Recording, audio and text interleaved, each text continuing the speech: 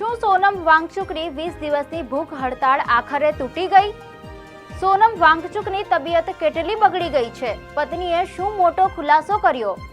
પત્ની ગીતાંજલિએ સરકાર અને હોસ્પિટલ પર એવા કયા ગંભીર સવાલો ઉઠાવ્યા? ચાલો જાણીએ આખરે સોનમ વાંગચુકની ભૂખ હડતાળને લઈને સામે આવ્યું શું નવું સત્ય. લોકસત્તા શોમાં આપનું સ્વાગત છે. 20 દિવસ એક પણ અનાજનો દાણો નહીં. દિલ્હીના જંતર મંતર પર બેઠેલો એક માણસ જે માત્ર પોતાના માટે નહીં પરંતુ દેશના લાખો વિદ્યાર્થીઓના ભવિષ્ય માટે લડી રહ્યો હોવાનો દાવો કરે છે. આ વ્યક્તિ છે શિક્ષણવિદ, ઇનોવેટર અને પર્યાવરણ કાર્યકર્તા સોનમ વાંગચુક. 28 જૂન 2026ના રોજ તેમણે કેન્દ્ર સરકાર સામે અનિશ્ચિત ભૂખ હડતાળ શરૂ કરી હતી.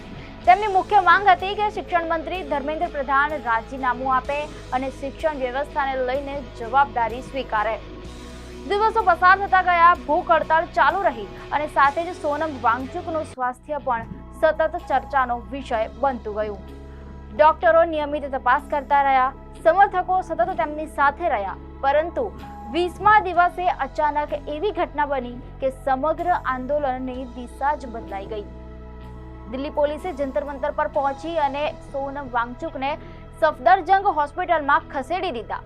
પોલીસે જણાવ્યું કે આ કાર્યવાહી દિલ્હી હાઈકોર્ટના આદેશ અને નિષ્ણાત ડોક્ટરોની સલાહના આધારે કરવામાં આવી છે. આ દરમિયાન કેટલાક સમર્થકોએ વિરોધ પણ કર્યો. થોડી અફરાતફરી સર્જાઈ, પરંતુ પોલીસે દાવો કર્યો કે સમગ્ર કાર્યવાહી દરમિયાન મહત્તમ સંયમ રાખવામાં આવ્યો અને કોઈ અનિચ્છનીય ઘટના બનવા દેવામાં આવી નહીં. હોસ્પિટલમાં દાખલ થયાની ખબર સામે આવતા જ સોશિયલ મીડિયા પર એક જ સવાલ ગુંજવા લાગ્યો: શું સોનમ વાંગચુકની ભૂખ હડતાળ આખરે તૂટી ગઈ? અને આ સવાલનો જવાબ આવ્યો તેમની પત્ની ગીતાંજલિ જે આંગમો તરફથી. તેમણે સ્પષ્ટ શબ્દોમાં કહ્યું, ના, સોનમ વાંગચુકની ભૂખ હડતાળ હજુ પણ ચાલુ છે. તેમના જણાવ્યા અનુસાર સોનમ વાંગચુક હજુ પણ કોઈ ખોરાક લઈ રહ્યા નથી. તેઓ કોઈ ઇલેક્ટ્રોલાઇટ્સ નથી લઈ રહ્યા, કોઈ ગ્લુકોઝ નથી લઈ રહ્યા, કોઈ સુગર પણ નથી લઈ રહ્યા. તેઓ માત્ર મીઠું ભેળવેલું પાણી પી રહ્યા છે અને છેલ્લા 20 દિવસથી આ જ રીતે ઉપવાસ ચાલુ રાખ્યો છે. પરંતુ અહીંથી શરૂ થયો સમગ્ર વિવાદનો સૌથી મહત્વનો અધ્યાય. મીડિયા અહેવાલ મુજબ ગીતાંજલિએ સીધા સરકાર અને હોસ્પિટલની કાર્યવાહી પર સવાલો ઉઠાવ્યા. દર્શક મિત્રો, તેમણે કહ્યું કે દિલ્હી હાઈકોર્ટના આદેશને ખોટી રીતે રજૂ કરવામાં આવી રહ્યો છે. તેમના જણાવ્યા પ્રમાણે હાઈકોર્ટે માત્ર એટલું કહ્યું હતું કે સોનમ વાંગચુકના સ્વાસ્થ્યની નિયમિત દેખરેખ રાખવામાં આવે. ક્યાંય પણ હોસ્પિટલમાં દાખલ કરવાનો આદેશ આપવામાં આવ્યો ન હતો. એટલે કે સરકાર અને પોલીસ દ્વારા લેવામાં આવેલા નિર્ણય પર તેમણે ગંભીર સવાલો ઉઠાવ્યા. માત્ર એટલું જ નહીં, તેમણે એવો પણ આરોપ લગાવ્યો કે હોસ્પિટલમાં સોનમ વાંગચુકના વિવિધ ટેસ્ટ થઈ રહ્યા છે, પરંતુ તેના રિપોર્ટ પરિવારને આપવામાં આવી રહ્યા નથી. તેમણે કહ્યું કે ઘણી વખત માંગવા છતાં રિપોર્ટ્સ આપવામાં આવ્યા નથી. આ કારણે હવે તેઓ ખાનગી લેબમાં ફરીથી તમામ ટેસ્ટ કરાવશે. ગીતાંજલિએ વધુમાં કહ્યું કે સરકારે હોસ્પિટલ સુધી પહોંચાડ્યા તે બદલ તેઓ આભારી છે, પરંતુ હવે આગળની સારવાર ક્યાં કરાવવી, કેવા ડોક્ટરની સલાહ લેવી અને કઈ હોસ્પિટલ પસંદ કરવી તે નિર્ણય સરકાર નહીં પરંતુ પરિવાર કરશે. તેમણે કહ્યું કે આ કોઈ કમ્યુનિસ્ટ દેશ નથી કે સરકાર નક્કી કરે કે દર્દી ક્યાં સારવાર કરાવશે. આ નિવેદન બાદ સમગ્ર મામલો વધુ રાજકીય અને કાનૂની ચર્ચાનો વિષય બની ગયો. આ દરમિયાન તેમણે સોશિયલ મીડિયા પ્લેટફોર્મ એક્સ પર પણ એક મહત્વની અપીલ કરી. તેમણે હોસ્પિટલના ડોક્ટરોને વિનંતી કરી કે તેમની પરિવારની અને સોનમ વાંગચુકના વ્યક્તિગત ડોક્ટરોની મંજૂરી વિના તેમને મોઢા દ્વારા કે નસ મારફતે કોઈ પણ પ્રકારની દવા અથવા પ્રવાહી આપવામાં ન આવે. બીજી તરફ દિલ્હી પોલીસ પોતાના નિર્ણયને યોગ્ય ગણાવી રહી છે.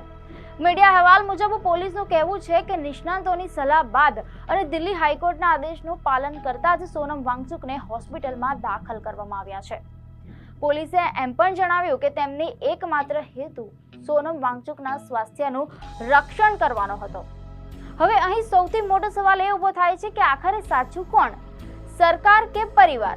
શું હાઈકોર્ટના આદેશનું યોગ્ય પાલન થયું કે પછી તેના અર્થઘટનમાં ક્યાંક ગેરસમજ થઈ? અને સૌથી મહત્વનો સવાલ, શું સોનમ વાંગચુક આ હોસ્પિટલમાંથી બહાર આવ્યા પછી પણ પોતાની ભૂખ હડતાળ ચાલુ રાખશે કે પછી હવે આ આંદોલન કોઈ નવા તબક્કામાં પ્રવેશ કરશે?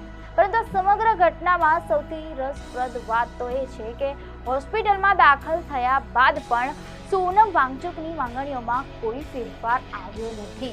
તેમના સમર્થકોનું કહેવું છે કે આ લડાઈ કોઈ વ્યક્તિગત મુદ્દા માટે નથી, પરંતુ દેશની શિક્ષણ વ્યવસ્થામાં જવાબદારી નક્કી કરવાની માંગ માટે છે. તેથી હોસ્પિટલમાં દાખલ થવું તેમના આંદોલનનો અંત નહીં, પરંતુ એક નવો તબક્કો માનવામાં આવી રહ્યો છે. બીજી તરફ સરકાર તરફથી હજુ સુધી તેમની મુખ્ય માંગણીઓને લઈને કોઈ સ્પષ્ટ નિવેદન આવ્યું નથી, જેના કારણે આંદોલનનું ભવિષ્ય હજુ પણ અનિશ્ચિત છે. આ દરમિયાન રાજકીય વર્તુળોમાં પણ ચર્ચા તેજ બની છે. એક પક્ષ સરકારના નિર્ણયને માનવતાવાદી ગણાવી રહ્યા છે અને કહી રહ્યો છે કે લાંબા ઉપવાસ બાદ વ્યક્તિનું જીવન બચાવવું સૌથી મોટી જવાબદારી છે, જ્યારે વિરોધ પક્ષો અને કેટલાક સામાજિક કાર્યકરોના મત છે કે શાંતિપૂર્ણ વિરોધ કરી રહેલા વ્યક્તિના અધિકારો અને તેની સંમતિનું પણ એટલું જ મહત્વ છે. એટલે હવે આ વિવાદ માત્ર એક ભૂખ હડતાળ પૂરતો મર્યાદિત રહ્યો નથી, પરંતુ સરકારની કાર્યવાહી, નાગરિક અધિકારો અને લોકશાહી વિરોધની સીમાઓ અંગે પણ ચર્ચા શરૂ થઈ ગઈ છે. હવે સવાલ માત્ર એટલો નથી કે સોનમ વાંગચુકની તબિયત કેવી છે. સૌથી મોટો સવાલ એ છે કે શું તેમની આ લડાઈ સરકાર સુધી પોતાનો સંદેશ પહોંચાડી શકશે? શું તેમની માંગણીઓ પર કોઈ ચર્ચા શરૂ થશે કે પછી આંદોલન વધુ લાંબુ ખેંચાશે? આ તમામ સવાલોના જવાબ આગામી દિવસોમાં સરકારના વલણ, તબીબી અહેવાલો અને સોનમ વાંગચુકના આગામી નિર્ણય પર નિર્ભર રહેશે. ત્યાં સુધી દેશભરના લાખો લોકોની નજર આ સમગ્ર ઘટનાક્રમ પર ટકેલી રહેશે.